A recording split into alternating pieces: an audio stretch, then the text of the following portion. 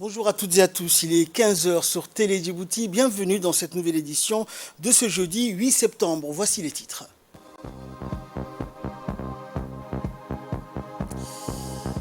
Défense, cérémonie de fin de formation de la 11e promotion des officiers de l'AMIA. Et dans l'actualité africaine, le trophée de la Coupe du Monde poursuit son périple en Afrique.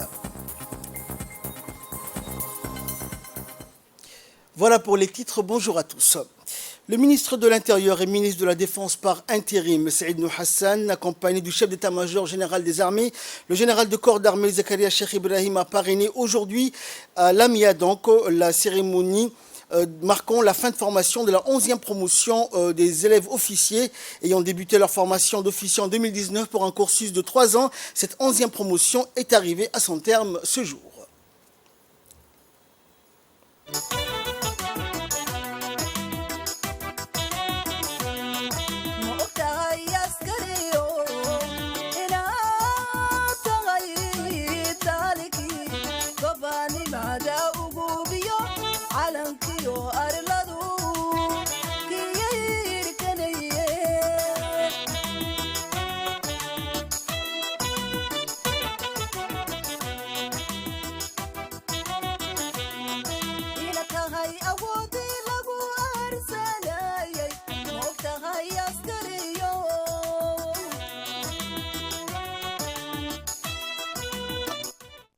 À son arrivée, donc, le ministre de l'Intérieur et ministre de la Défense par intérim, Saïd Hassan, a été accueilli par le chef d'état-major général des armées, le général de corps d'armée Zakaria Cheikh Ibrahim et le directeur de l'académie, le colonel Mohamed Moumin Abdi.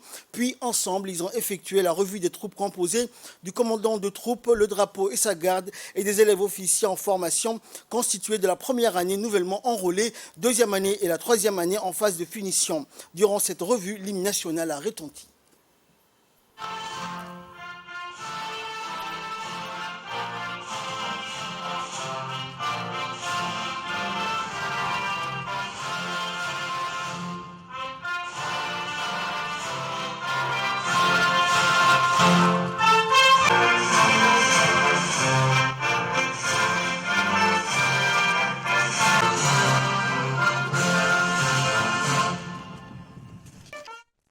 Rappelons que l'Académie militaire interarmée d'Arta est un projet national ambitieux né de la volonté politique du président de la République et chef suprême des armées. Créé par décret présidentiel le 5 décembre 2007, l'AMIA a été inaugurée officiellement le 28 janvier 2010 par le président de la République. Cette académie est une institution militaire qui a pour vocation de former les officiers d'active des forces armées djiboutiennes, de la garde républicaine, de la gendarmerie nationale et de la garde-côte.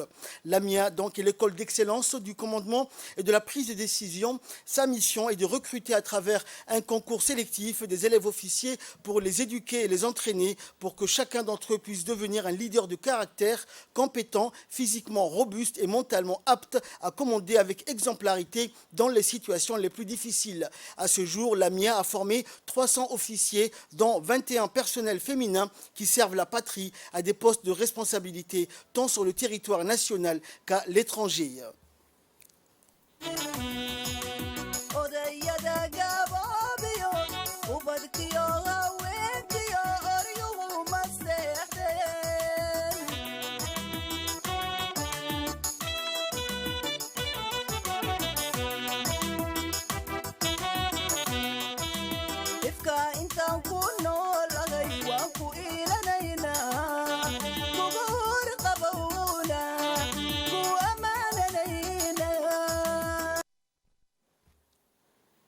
Et le colonel Mohamed Moumin Abdi, directeur de l'Académie, donc, a pris la parole en premier pour féliciter donc, le ministre de l'Intérieur et le ministre de la Défense par intérim d'avoir voulu présider cette cérémonie de sortie de la 11e promotion des officiers. Le colonel Mohamed Moumin a souligné dans son intervention que cette promotion des 27 élèves officiers, dont 2 stagiaires féminins détenteurs de la plupart d'une licence, n'a ménagé aucun effort durant leur formation militaire pour acquérir l'ensemble des savoir-être et savoir-faire pour commander des hommes en toute situation et en toute confiance. Écoutons un extrait de son intervention.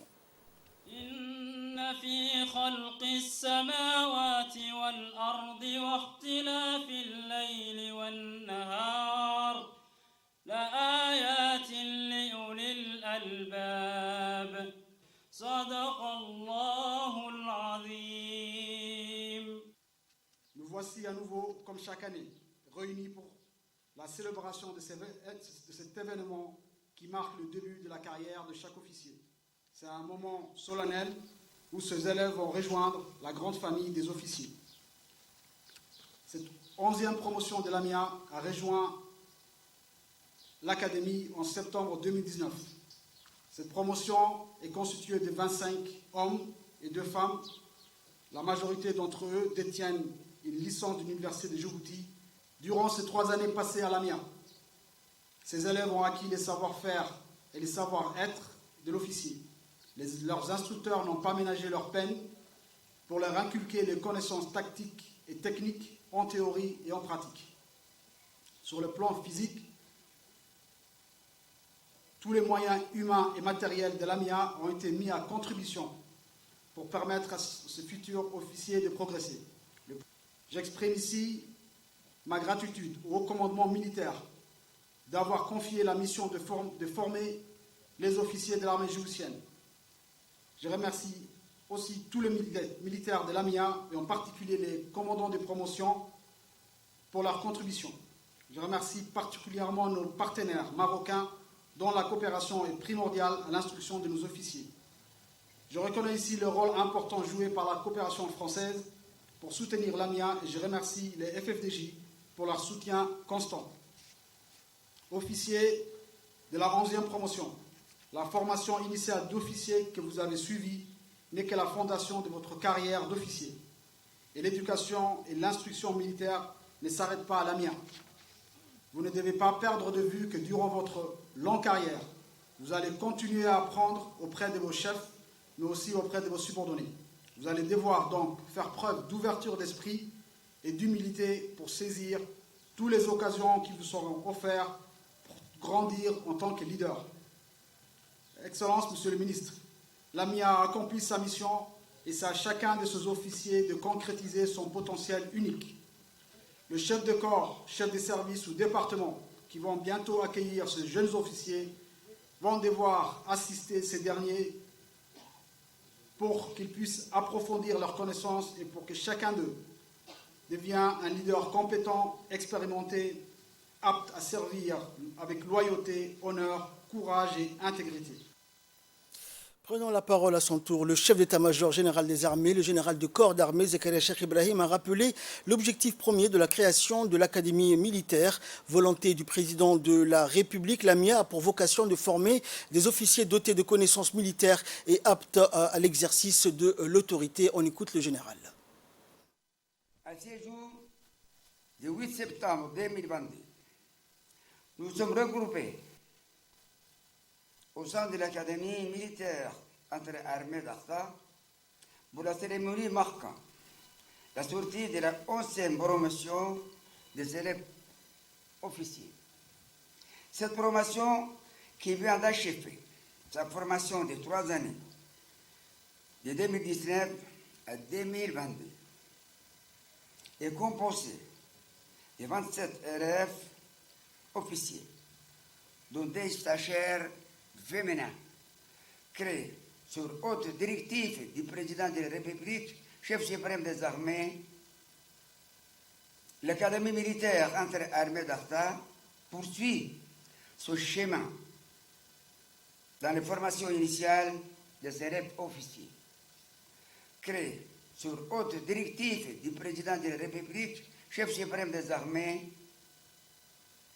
l'Académie militaire entre armées d'Akhta poursuit ce chemin dans les formations initiales des élèves officiers. À ce jour, soit 15 années, depuis sa création, l'AMIA a pu dispenser un enseignement puissant à développer leurs connaissances militaires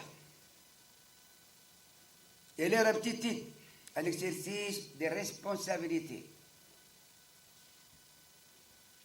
C'est un atout majeur, car cet apport, chaque année, un jeune officier dispensable de la formation des bases solides est essentiel à cette phase de renforcement et de rajeunissement de nos cadres. conformément aux objectifs fixés par le président de la République, son Excellence Ismaël Omar Guelleh, notre souhait de former nos élèves ici même, dans les pays et aujourd'hui concrétisés. Dans la continuité de la montée en puissance de notre armée, un nouveau programme vient s'ajouter aux missions de l'AMIA. En effet, il est créé au sein de l'AMIA un stage d'application et un cours de capitaine infanterie. Le stage d'application infanterie a pour objectif d'inculquer essentiellement aux officiers et stagiaires la formation à l'exercice de l'autorité, la formation administrative et technique, mais aussi la formation des missions opérationnelles. C'est à partir de 2023. Et poursuivant son intervention, le général Zakaria a félicité les lauréats pour leur courage et leur détermination tout au long de leur formation qui s'est soldée par une réussite totale. À l'occasion de cette cérémonie, je voudrais féliciter les lauréats de cette formation sortante qui n'ont ménagé aucun effort tout le long de leur formation à l'AMIA pour définir des officiers compétents de demain. Les résultats positifs de vos examens durant ces 3 années démontrent votre courage et votre détermination. Je vous demande à maintenir cette exemplarité et être à la hauteur des responsabilités qui vous sera confiées au sein de vos unités respectives. Vous devez garder à l'esprit les valeurs qui vous étaient enseignées en faisant preuve de faire face à toute situation.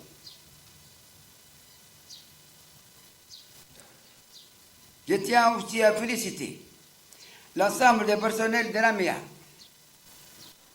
les instructeurs djiboutiens, mais aussi les coopérants marocains et français, pour leur professionnalisme et leur disponibilité qui ont contribué à la réussite de l'académie militaire.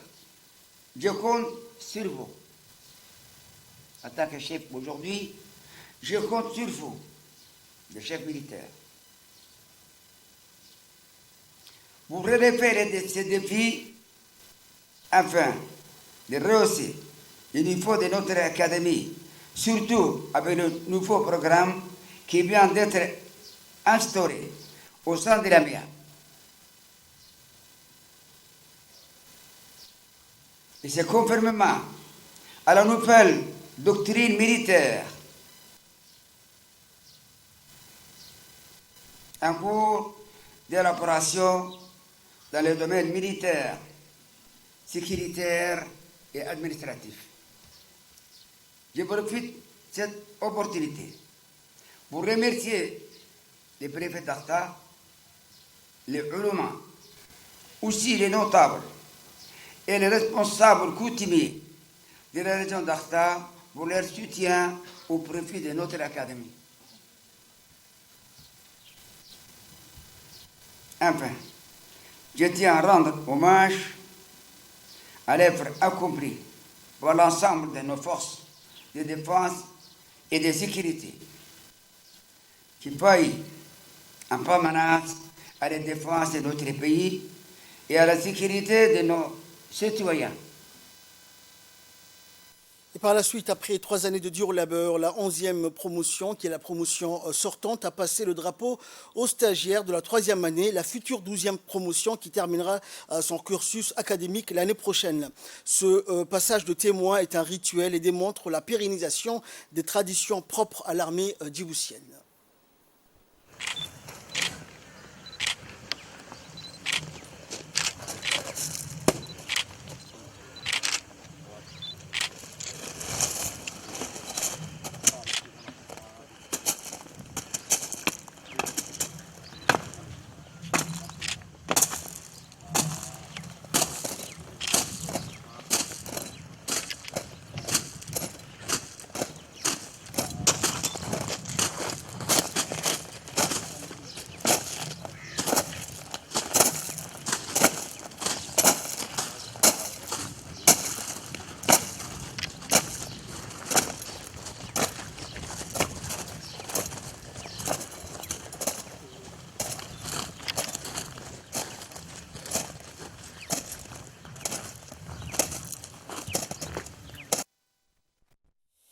Et par la suite, le ministre de l'Intérieur et ministre de la Défense par intérim, accompagné du général Zakaria Cheikh Ibrahim, a procédé donc à la remise des galons au grade du sous-lieutenant à l'ensemble de la promotion. Après 3 ans de dur labeur et de sacrifices personnels, les 27 lauréats ont largement mérité leur grade d'officier. يخدم وطنه محافظا على الأمن والسلامة والوطن حاميا ومدافعا عن ترابه في البر والبحر والجو داخل وخارج الجمهورية جيبوتي وأن أكون محافظا وأمينا على حفظ أسرار العسكرية وأسرار الدولة وأن أكون مطيعا للأوامر العسكرية ومنفذا لأوامر قادتي بدون تردد والله على ما أقول شهيد وهو ولي التوفيق والسداد.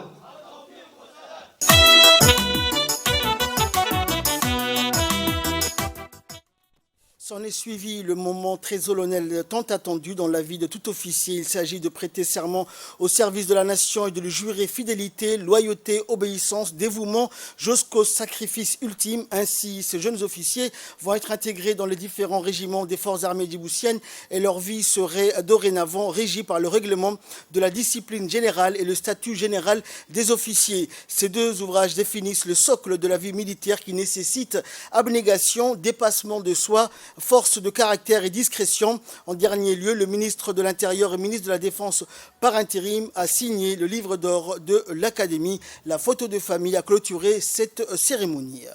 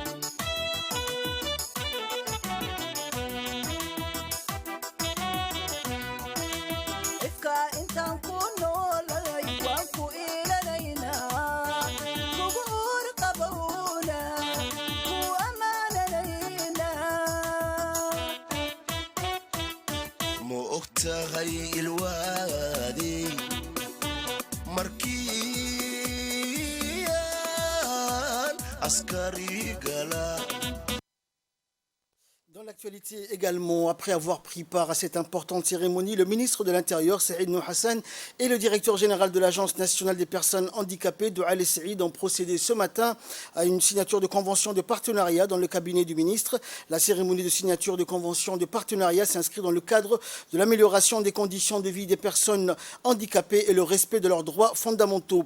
Cette convention permettra de garantir l'accès des personnes handicapées aux différentes institutions rattachées au ministère de l'Intérieur et de faciliter l'accompagnement et la communication avec les personnes en situation d'handicap.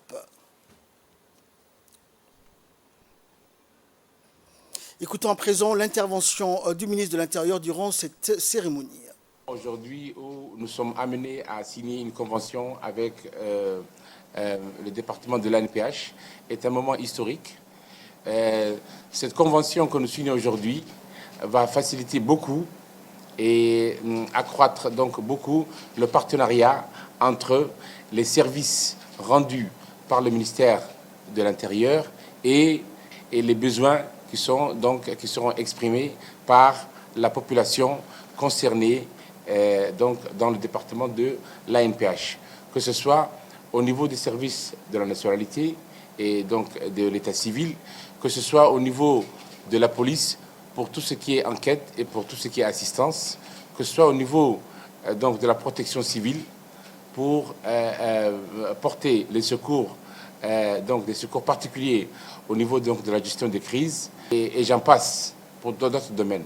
Donc nous pensons que cette convention aujourd'hui, qui a été longtemps travaillée de deux côtés, puisse donc apporter ses fruits pour les deux parties.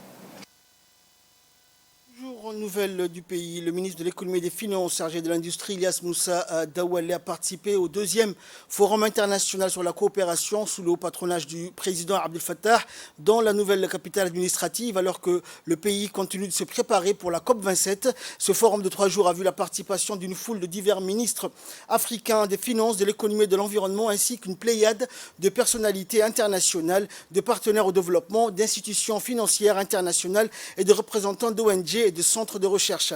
Le forum Égypte-ICF a discuté d'une foule de questions, notamment les moyens de garantir le financement de l'agenda sur le changement climatique dans le but de passer au stade des engagements et des promesses financières à la mise en œuvre d'effectives de mesures rapides et tangibles conformément aux décisions prises par le sommet des chefs d'État africains sur l'adaptation à Rotterdam.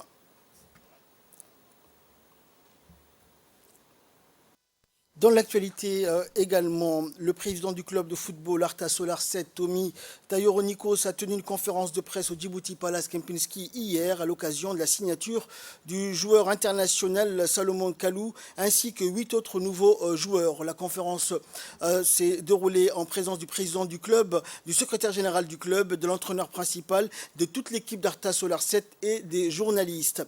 Le président du club a présenté au cours de cette conférence le joueur international Salomon Kalou, un attaquant expérimenté et talentueux. L'attaquant a joué pour les équipes néerlandaises, Feyenoord et Excelsior, les poids lourds de la Première Ligue, Chelsea, le club français de Lille et le Hertha BSC de la Bundesliga allemande. Accueilli sous les ovations de ses coéquipiers, des dirigeants de l'équipe, l'attaquant ivoirien a exprimé sa grande joie de rejoindre l'Arta Solar 7 après une longue carrière en Europe. Et poursuivant, il a révélé ses ambitions avec cette équipe. Nous avons des objectifs, a-t-il indiqué, se qualifier pour une Ligue des champions d'Afrique. Pour moi, qui est gagné donc une Ligue de champions européenne, il est important de gagner donc une Ligue de champions africains. Et c'est la première fois que je viens à Djibouti, a-t-il indiqué. Je vais apprendre avec les joueurs, les nouveaux joueurs, et partager mon expérience avec eux, a-t-il affirmé.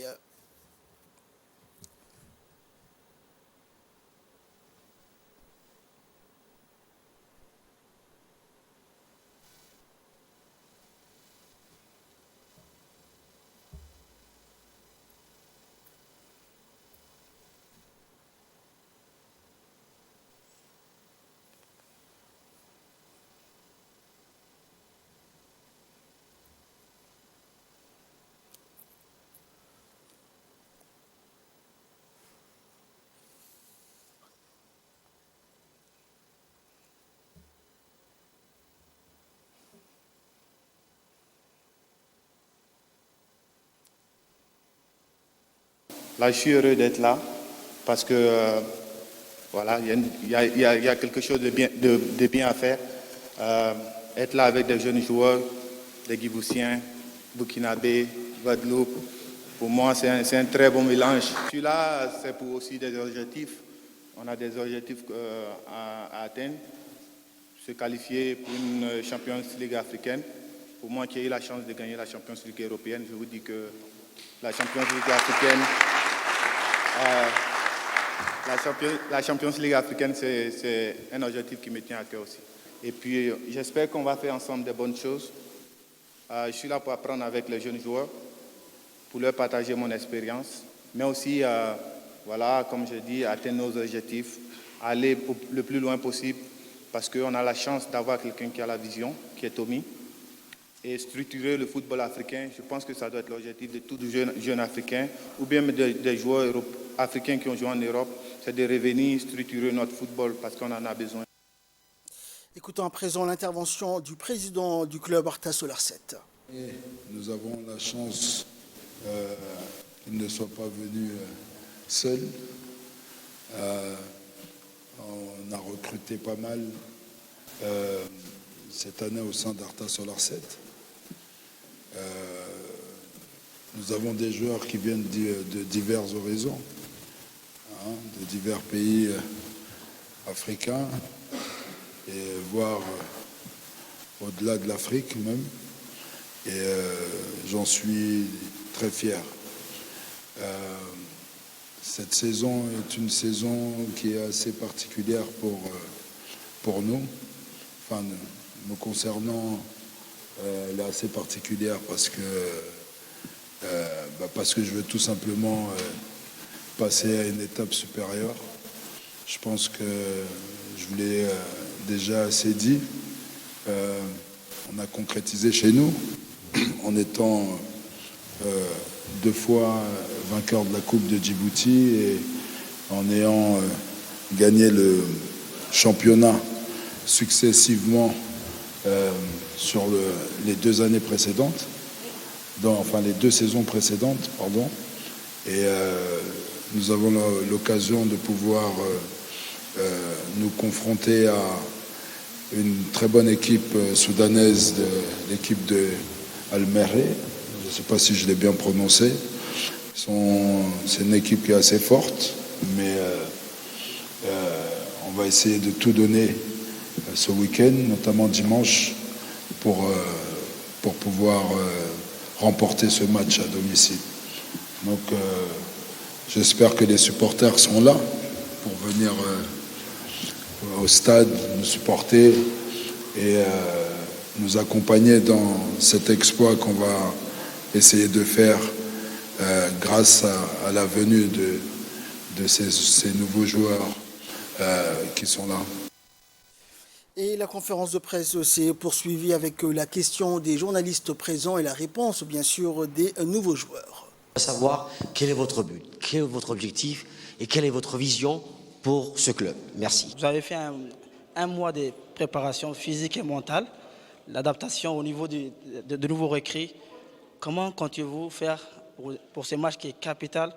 Donc, quelle stratégie vous avez pu prévenir pour ces matchs? Ma vision, elle est très simple.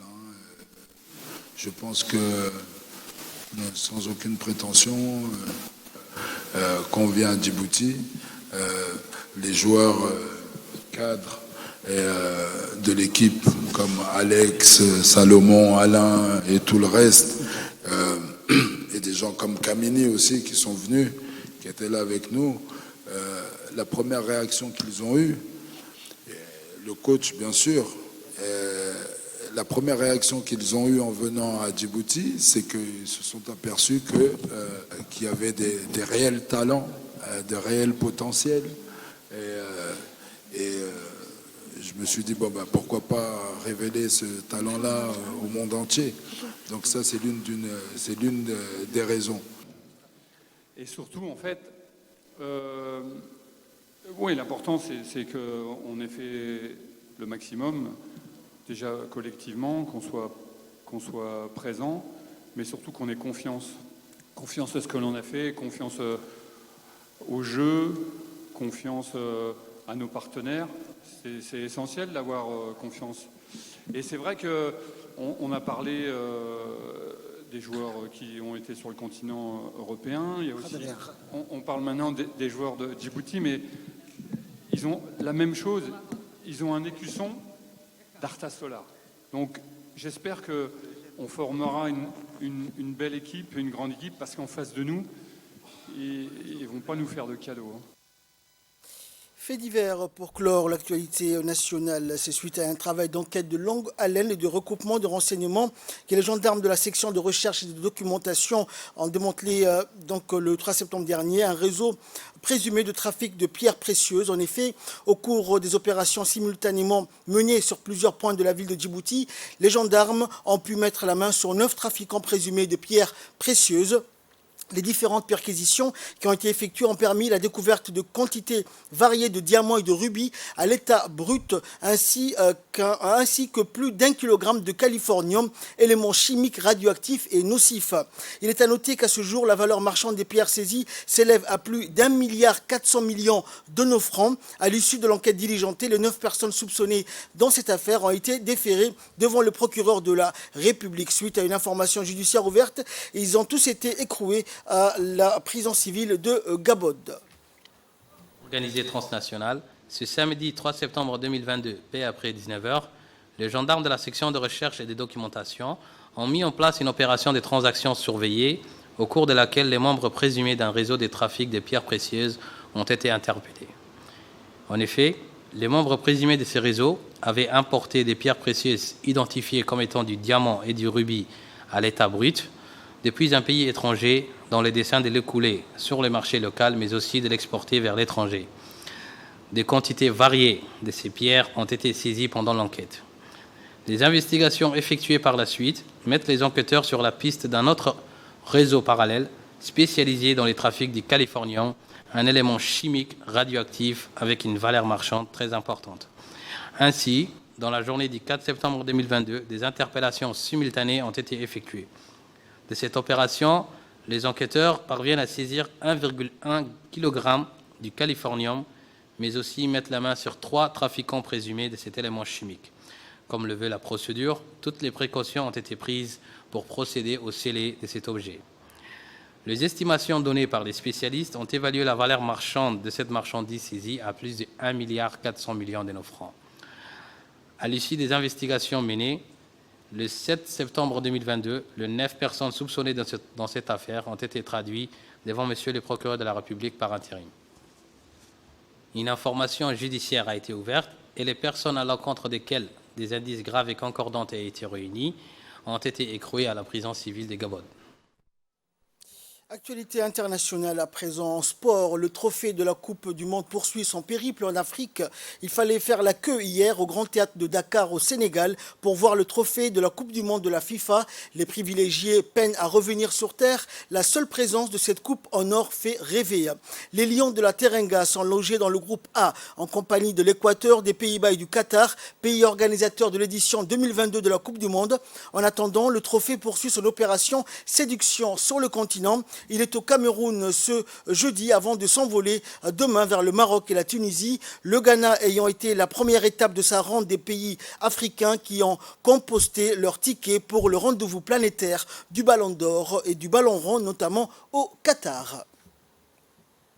C'est tout pour cette édition. Merci de nous avoir suivis. Excellent après-midi sur Télé Djibouti.